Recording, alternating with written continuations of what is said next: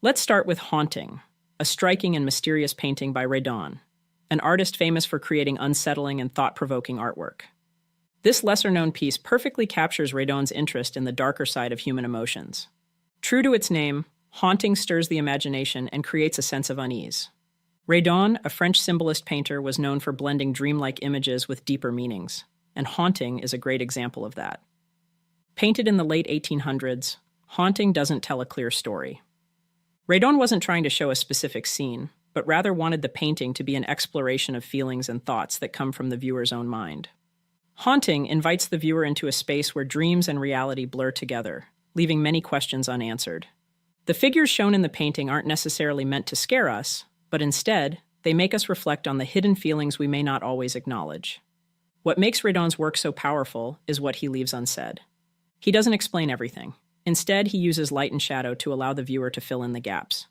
Haunting doesn't tell you exactly how to feel. It simply encourages you to feel something, whether that's fear, sadness, or discomfort.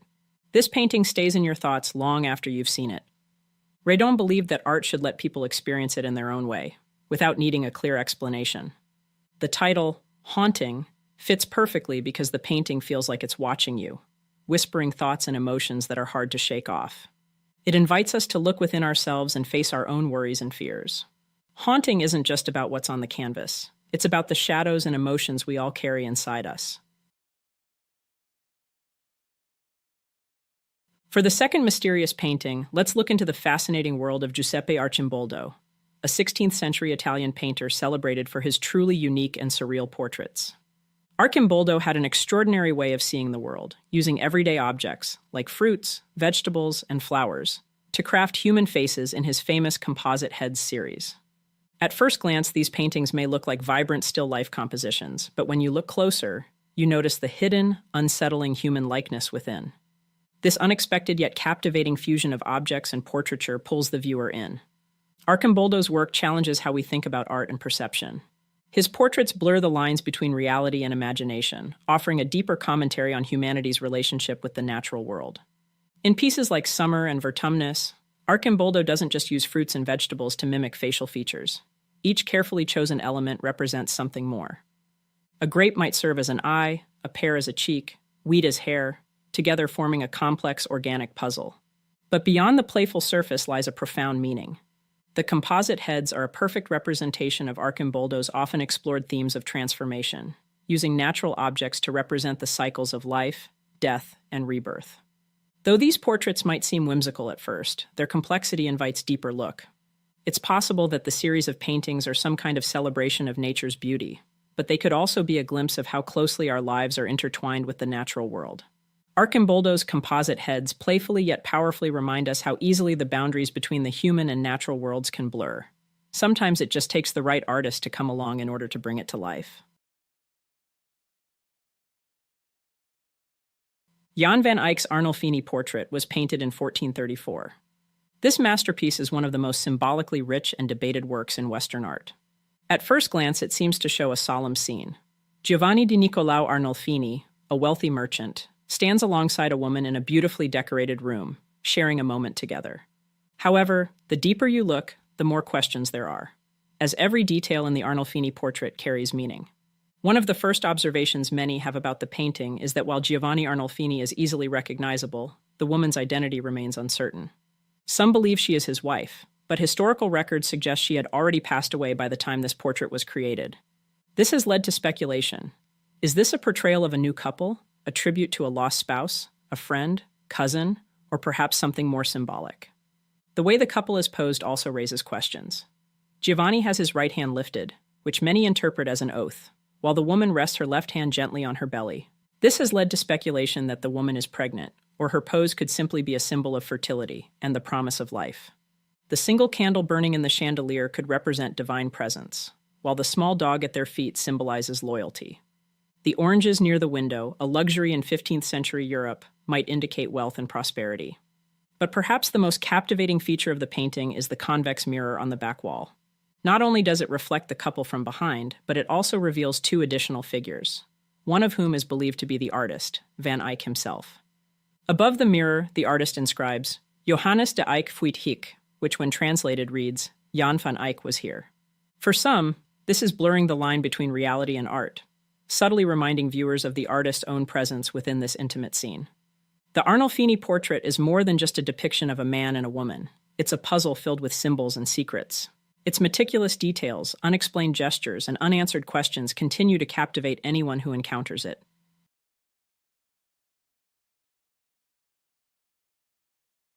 Edvard Munch's The Scream is one of the most iconic and unsettling images in art history. Painted in 1893, it captures the raw emotion of existential terror, resonating deeply with viewers across generations and cultures. This work of art is not a simple depiction of fear. It's a visceral embodiment of psychological anguish and despair, making it feel deeply personal and universally relevant. At the heart of the painting stands a twisted figure, hands pressed to its face, mouth open in a silent, eternal scream. This figure seems overwhelmed by panic, as if the very fabric of reality is unraveling around it. Above, the sky burns with unnatural hues of red and orange, creating a fiery, apocalyptic backdrop that feels like the world itself is in chaos. The bridge acts as a boundary, separating the screaming figure from the swirling, turbulent landscape behind, a metaphor for the tension between the self and the overwhelming forces of life, while the faceless figure symbolizes humanity, caught in an indifferent and chaotic world. What makes The Scream unforgettable is how Edvard Munch merges emotion with landscape. It doesn't just show fear, it throws us into it. The distorted figure, the tumultuous sky, and the oppressive atmosphere combine to create an immersive experience of dread that's hard to shake off. Over a century later, The Scream remains a powerful reflection of human anxiety, echoing our deepest fears of isolation, alienation, and the uncertainty of our own existence. But The Scream is more than a representation of personal fear. It taps into a shared, universal anxiety that many people carry with them every single day. Its power lies in how it confronts us with emotions we often try to suppress, forcing us to face the unsettling truths about our inner struggles and the fragility of the world around us.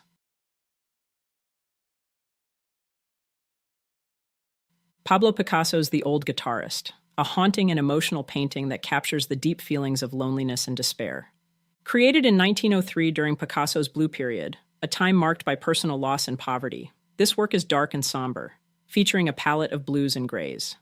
In the center of the painting, we see an emaciated elderly man, hunched over his guitar, eyes closed, as though the music is the only solace in his otherwise desolate world. Picasso's minimalistic composition, featuring just the man, his guitar, and an empty background, draws our full attention to the frail figure. His body, so thin and weak, seems almost skeletal, emphasizing the fragility of life. Despite the man's frail appearance, he clings to the guitar. It reflects the deeper themes Picasso explored during his Blue Period, including isolation, poverty, and the suffering of the human spirit, while also hinting at the glimmer of hope that art can bring. The painting's cool, blue tones heighten the feelings of sadness and detachment. However, the guitar stands out as a symbol of beauty and meaning in an otherwise grim existence. It suggests that even in the darkest moments, art has the power to provide comfort and a sense of purpose. The Old Guitarist is more than just a portrait of a struggling musician. It's a profound exploration of the human condition. It speaks to universal themes of suffering and resilience, reminding us that creativity, in any form, can provide an escape from life's darkest moments. Thank you for joining us on this journey through some of the strangest and most mysterious paintings in history. Remember that behind every brushstroke lies a haunting backstory and a mystery waiting to be uncovered. Until we meet again, stay safe. We'll see you next time. Fireside. In part 2 of our exploration into strange and mysterious paintings, we're diving into 5 more works that ignite endless fascination and debate. These haunting pieces hold secrets, symbols, and unsettling imagery that have captivated and mystified viewers for centuries. Among them is The Old Fisherman by Tivadar Chonvari Kostka, a portrait that seems to reveal the raw, weathered soul of its subject. Quentin Massey's painting, The Ugly Duchess, confronts us with strange features and a disturbing portrayal that redefines beauty. The Girl with a Pearl Earring by Johannes Vermeer holds an almost ghostly allure, with her mysterious gaze and countless unanswered questions about her identity. Then, there's The Inundation of the Biesbosch by Lawrence Alma Tadema, which immerses us in a harrowing, dramatic scene of flood and survival from 1856. And finally, Francisco Goya's Saturn devouring his son presents a nightmarish vision of myth and madness that continues to horrify. So grab a seat around the fire as we unravel the chilling mysteries behind these 5 haunting works of art that defy understanding. This is Fireside Unsolved, Episode 121, 5 Strange and Mysterious Paintings in History, Part 2.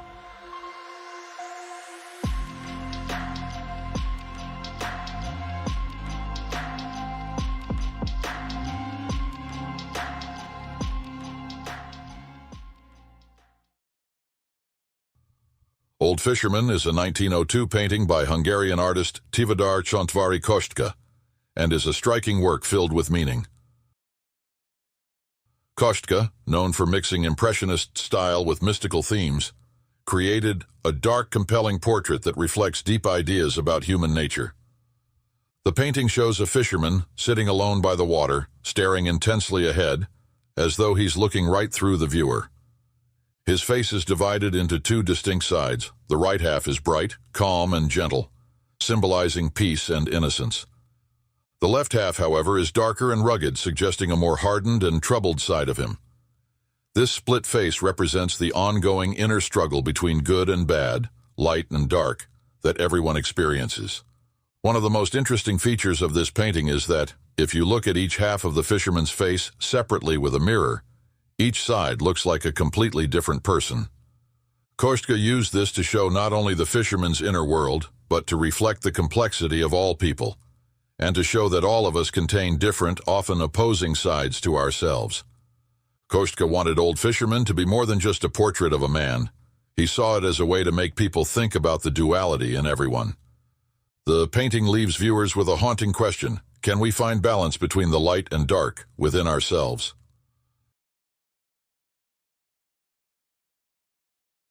In the early 1500s, Flemish artist Quentin Massys painted The Ugly Duchess, a striking portrait that challenges ideas of beauty, vanity, and relationships. Completed in 1513, it's one of his most well-known works, depicting an elderly woman with exaggerated features. Massys used her unusual appearance as a way to question society's obsession with youth and attractiveness, as well as its treatment of aging women. Massys, a skilled Northern Renaissance painter, was known for his realistic, detailed style, which he used to create lifelike scenes and people. However, The Ugly Duchess stands out for its bold and unusual subject. The woman's distorted face immediately grabs attention with her large nose, bulging eyes, and sagging skin. Through these exaggerated features, Massys seems to comment on society's pressure for women to stay young and beautiful, highlighting the harsh contrast between youth and aging. Many art historians see this portrait as a satire on the Renaissance trend of older men marrying younger women for status rather than love. Working in Antwerp, Belgium at the time, an active center for art and new ideas, Massys was influenced by humanist thinking, which questioned traditional views on beauty and worth.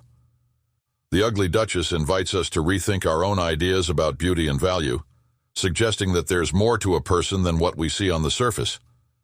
This painting still resonates and asks the viewer to look beyond appearances and consider the deeper aspects of identity, relationships, and human connection.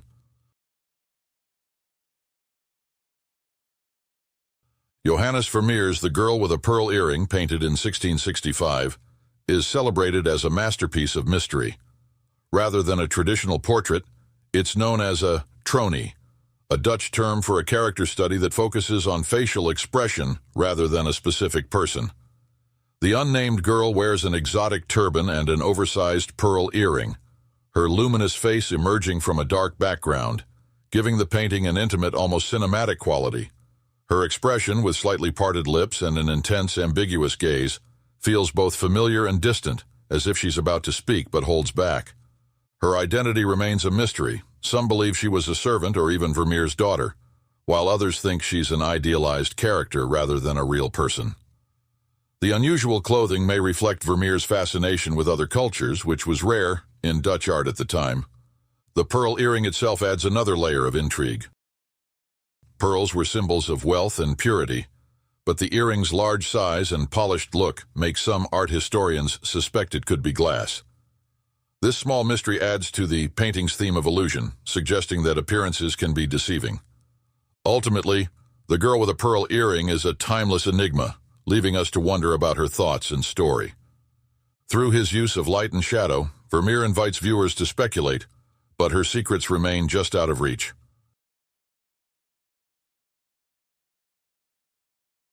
In 1421, a disaster struck the Netherlands that would shape the land and deeply impact Dutch history. On November 14th, a massive storm known as the Tide of St. Elizabeth caused one of the largest floods in 5 centuries, devastating the region. The storm struck on a day dedicated to St. Elizabeth of Thuringia, the daughter of Hungary's King Andras II. Heavy winds and rain overwhelmed the dams protecting Holland's coast. Within hours, 72 villages southwest of Dordrecht were submerged, and an estimated 100,000 people lost their lives.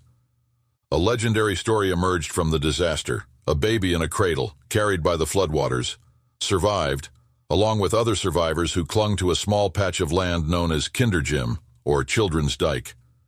As the waters receded, the landscape was transformed. The thriving farmland had turned into marshy islands overgrown with reeds, forming what is now known as the Biesbosch, or reed forest. The flood's tragic impact and the birth of the Biesbosch inspired Victorian artist Lawrence Alma Tadema, who in 1856 painted The Inundation of the Biesbosch to capture the flood's aftermath and the resilience of the Dutch people. His painting was his way of honoring both nature's power and humanity's strength to rebuild.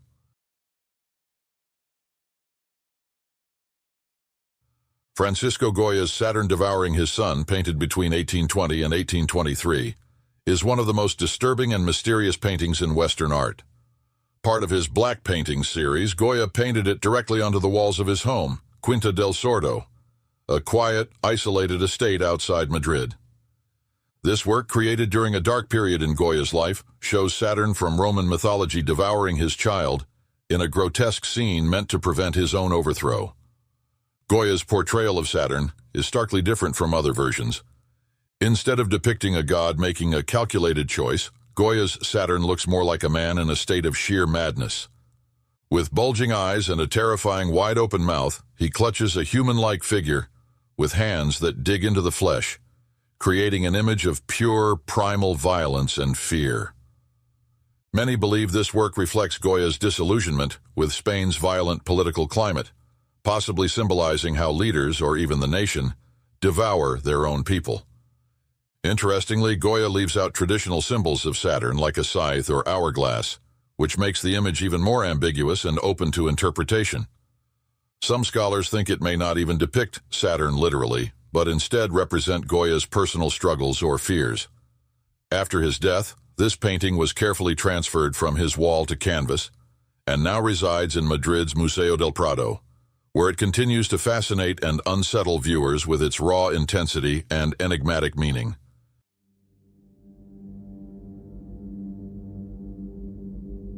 We want to hear your thoughts about these paintings, so drop your theories in the comments below. And if you haven't yet, be sure to like, subscribe, and turn on notifications so you never miss an episode. Thank you for your continued support, and we'll see you next time. Fireside. Have you ever seen a painting that genuinely disturbs you? A painting that touches your soul in a way that leaves you unsettled? A work of art that sticks with you long after you've stopped looking at it, frozen in your mind like a vivid nightmare? Certain works seem to have an eerie presence about them, a strange aura. Among them is The Nightmare by Henry Fuseli, an unnerving depiction of sleep paralysis where a demon-like incubus looms over a lifeless dreamer. William Blake's The Ghost of a Flea was reportedly the result of a seance, a grotesque creature summoned into existence. Katsushika Hokusai's The Phantom of Kohara Koheiji tells the chilling tale of a murdered actor's vengeful spirit, forever haunting his killers. Francis Bacon's study after Velázquez's portrait of Innocent X transforms a revered papal portrait into a vision of existential terror, a scream trapped in silence. And then there is The Anguished Man, an ominous painting of unknown origin, rumored to be cursed and responsible for disturbing paranormal activity. Whether fueled by superstition, legend, or something far more inexplicable, they continue to captivate and unnerve, those who dare to look. Let's explore them together on Fireside Unsolved, episode 153, 5 Strange and Mysterious Paintings in History, part 3.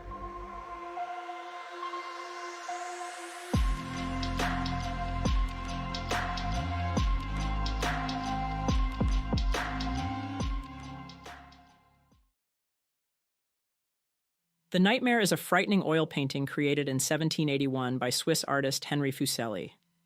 This artwork depicts both aspects of experiencing a nightmare, illustrating the sleeping woman's physical reaction and the unsettling visions from her dream world.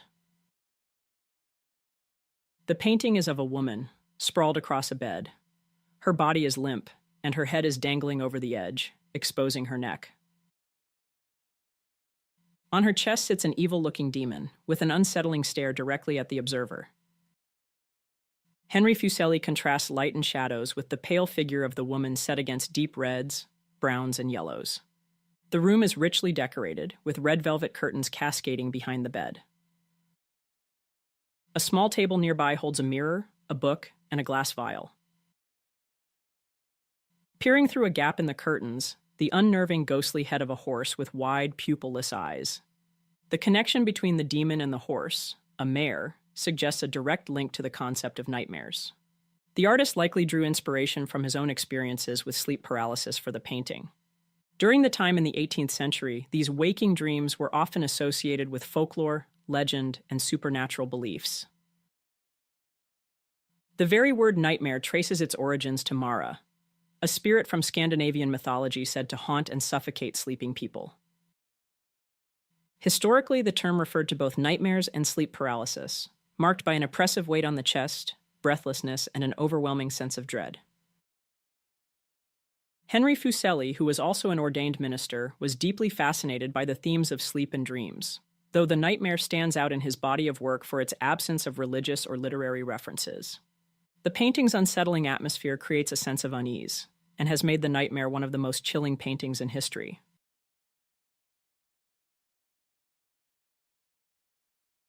The Ghost of a Flea is a bizarre miniature painting by English poet, painter, and printmaker William Blake. Despite its small size, measuring just around 8.5 inches by 6 inches, or 21 centimeters by 16 centimeters, this work carries weighty presence. Completed between 1819 and 1820, it was part of a series of visionary heads, commissioned by watercolorist and astrologer John Varley. William Blake first met John Varley in the fall of 1818. Even though John was 21 years younger than William, he was an enthusiastic believer in astrology and the supernatural. And while he was deeply fascinated by spirits, to his frustration, he could not see them himself. William, on the other hand, claimed to have experienced visions since childhood. The two men developed an unusual ritual. They would gather at John's house, where Varley would attempt to summon the spirit of a historical or mythical figure. Once William said that he saw the apparition, he would quickly sketch what it looked like. It was during one of these sessions, late one night, that the Ghost of a Flea was born, solidifying William Blake's reputation as both an artist and a visionary. According to John Varley, the vision of a flea first appeared to Blake during a séance in 1819. Varley later recounted the encounter in vivid detail. As I was anxious to make the most correct investigation in my power of the truth of these visions, on hearing of the spiritual apparition of a flea, I asked him if he could draw for me the resemblance of what he saw. He instantly said, "I see him now before me." I therefore gave him paper and a pencil with which he drew the portrait. I felt convinced by his mode of proceeding that he had a real image before him, for he left off and began on another part of the paper to make a separate drawing of the mouth of the flea, which the spirit having opened, he was prevented from proceeding with the first sketch till he had closed it. In the painting, this grotesque, hideous, muscular creature looks like it's part human, part vampire, and part reptile. Its snake-like tongue extends outward, while its bulky neck supports a disproportionately small head with glaring eyes and open mouth. The flea strides ominously from right to left, framed by heavy, richly decorated curtains. In one hand, it clutches an acorn, and in the other, a thorn, both symbols commonly found in fairy lore. Blake's extraordinary perception of the supernatural was well documented, even beyond his artistic versions of them. He often claimed that as he sketched, he was accompanied by invisible sitters, Figures from history and mythology, including angels, Voltaire, Moses, and even the flea itself. According to Blake, the flea revealed a dark secret. Fleas are inhabited by the souls of men who by nature are excessively bloodthirsty. After William Blake's passing, written in one of Blake's obituaries, a story was told about how one night the flea allegedly shared with him a memory from the moment of creation. At first, it was intended that I should be as large as a bullock. But upon realizing that, given my nature and strength, I would have become an unstoppable force of destruction, it was decided to make me no bigger than I am. With all that being said, during Blake's lifetime, his visions and supernatural works were often dismissed as the ramblings of a madman. His reputation for seeing spirits fueled speculation about his mental state. Few were willing to believe that the artist truly witnessed the things he claimed. But whether seen as genius or insanity, his work remains unforgettable.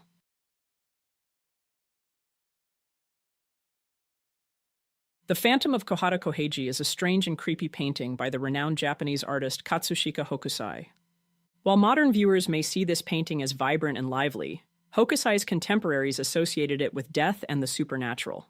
Originally intended as part of his series titled 100 Ghost Tales, from 1831 to 1832, the project was never fully completed, and only 5 prints from the collection are known to exist.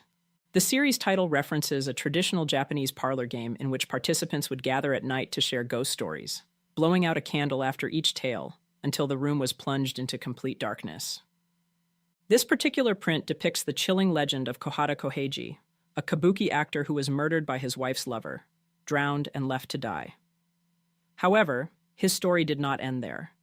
His vengeful spirit returned from beyond the grave, haunting the couple until his wife perished and her lover descended into madness before ultimately taking his own life.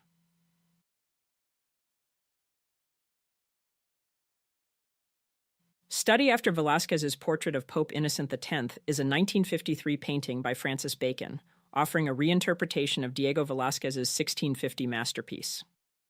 Despite being known for his extravagant social life, Bacon was notoriously private about his artistic process, often destroying works that failed to meet his exacting standards. Many of his papal portraits never survived his own scrutiny. This unsettling work is one of the earliest in a series of nearly 50 variations on Velázquez's portrait that Bacon created throughout the 1950s and early 1960s. In this version, however, the Pope is depicted mid-scream, almost like his voice is trapped, muffled and swallowed by the deep, oppressive shadows that surround him. The dark background, combined with Bacon's rich, ominous color palette, transforms the normally dignified religious figure into a nightmarish specter. The figure in Bacon's version is unmistakably a pope, identified by his ceremonial vestments. Yet rather than exuding authority, he appears confined within an abstract enclosure. This framing device, referred to by art critic David Sylvester as a space frame, became a recurring motif in Francis Bacon's later work. Throughout the 1950s and 1960s, Bacon frequently incorporated horizontal metal frames and draped curtains into his compositions. Many critics interpret Bacon's use of these frames as symbolic of imprisonment, reinforcing the figure's isolation and torment. He had been incorporating veils, screens, and drapery into his paintings since his 1949 study from the human body, always placing them in front of the subject rather than behind. When asked why he repeatedly returned to Velázquez's original portrait of Pope Innocent X, Bacon explained that his fascination had nothing to do with the subject matter itself. Rather, he saw it as an excuse to use these colors, and you can't give ordinary clothes that purple without getting into a sort of false fauve manner. This reveals Bacon's deep preoccupation with color, form, and psychological intensity, elements that make his Pope series some of the most haunting images in modern art. The Anguished Man is infamous, not only for its eerie appearance, but also for the chilling legend that surrounds it. The person behind the Anguished Man remains unknown, but the story goes that the artist mixed their own blood into the paint while creating the haunting image of a bald, noseless figure caught in a silent scream. Soon after completing the piece, the artist allegedly took their own life, leaving behind the painting. In 2010, the Anguished Man came into the possession of Sean Robinson, who claims to have inherited it from his grandmother. According to Robinson, she had kept the painting locked away for years, convinced that it carried a curse and brought misfortune.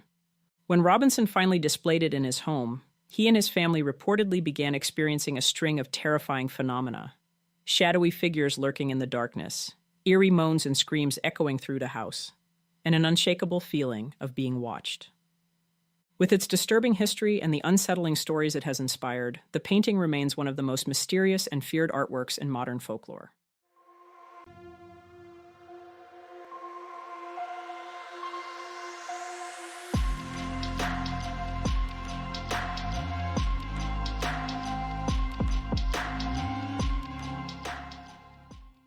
In Jean-Paul Laurent's haunting painting, Le Pape Formose et Étienne VI, we witness one of the strangest and most unsettling moments in history, a trial where the defendant is already dead. The painting shows a quiet, grim courtroom. At its center sits a decaying corpse dressed in the robes of a pope. This is Pope Formosus, who had died months earlier.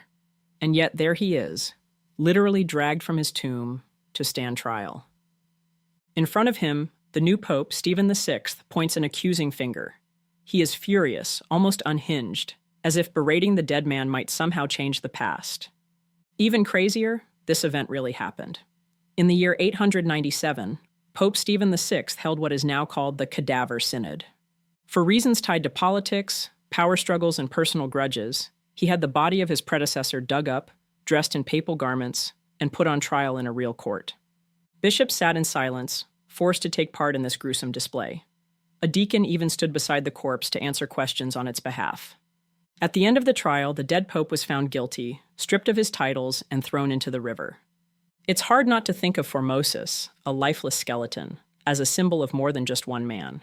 He becomes a representation of the past, of a truth that can't defend itself. The painting is not just strange, it's deeply unsettling. It shows what can happen when power is abused and when justice is twisted. It's what can happen when people let fear or revenge drive their decisions. Even though this painting was created in 1870, it still speaks today. Over 150 years later, it's a haunting reminder of how dangerous it can be when those in charge use their authority to try and rewrite history. It doesn't blink, it doesn't breathe, it just stares. Ken Curry's Gallowgate Lard is not a painting you view. It's one you experience. A close-up of a face, pale and waxy, pressed against darkness. The eyes are hollow, almost absent. The mouth is set in a grim, crooked smudge, stained faintly red, just enough to make you uneasy. The skin is mottled, slick, ghostly, like it's been drained of blood or pulled from cold storage, and there's no background. No setting, no body, only the face, floating and watching. This is a self-portrait, but not in the traditional sense. Curry doesn't show us himself as he is. He shows us what he fears, what he imagines he could become. The image he painted was what he suspects may already be there, waiting behind the mirror.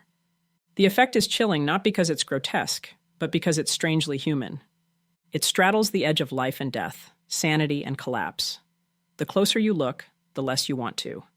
Curry is known for his darker works on mortality, illness, and the human condition, and Gallowgate Lard may be his most personal descent into those themes. The title references Gallowgate, a gritty working-class district in Glasgow, where survival and struggle are part of the landscape. Lard hints at grease, flesh, decay, but also preservation. This isn't just about death. It's about what sticks to us long after life has done its damage. What makes the painting so haunting is its ambiguity. Is this a death mask? A medical specimen? A man eroding in real time? Curry offers no answers. Only the presence of a face that looms in the dark like a memory you've tried to forget, like a figure from sleep paralysis that lingers long after you've woken up. Gallowgate Lard dares you to confront it. It's not a painting of fear. It is fear. Distilled, silent, and staring back. At first glance, the crying boy seems simple, even sentimental. A young boy around 5 or 6 years old stares out from the canvas. His cheeks are flushed. Tears streak down his face. His clothes are plain. His eyes are deep, sorrowful, too old for his age. The background is empty, giving no context for his sadness. There is nothing around him, no toy, no home, no parent, only grief. Painted by Italian artist Giovanni Bragolin in the 1950s, the piece was one of many in a series of crying children portraits, mass-produced and sold widely throughout Europe. For a time, these paintings were everywhere, hanging in living rooms, bedrooms, thrift shops, and market stalls, They were meant to be a touching piece of art, but then the fire started. In the 1980s, reports began to surface in the UK of strange house fires. Homes would burn to the ground, everything reduced to ash, except for one thing, the painting of the crying boy. The painting would be found intact, untouched by flame, often still hanging on a blackened wall. Newspaper headlines screamed about the painting, and some fire crews even began to whisper that they wouldn't enter a home with one of the portraits hanging inside. They said it was a curse, a painting that brings fire but cannot be consumed by it. The legend took off. People mailed their paintings to newspapers in fear. Others staged public burnings, trying to rid themselves of what they believed was a jinx. Theories spread throughout the country. Was the boy an orphan who had accidentally caused a fire? Was the artist cursed? Or was there something else hidden in the paint? In truth, the fireproofing was likely due to the varnish used on the mass-produced prints. But logic never quite put the legend to rest. There's something eerie about the image itself. The boy's blank stare, the total absence of context, the raw emotion with no explanation. It's unsettling in a way that lingers. Unlike the other paintings on this list, the crying boy wasn't meant to disturb.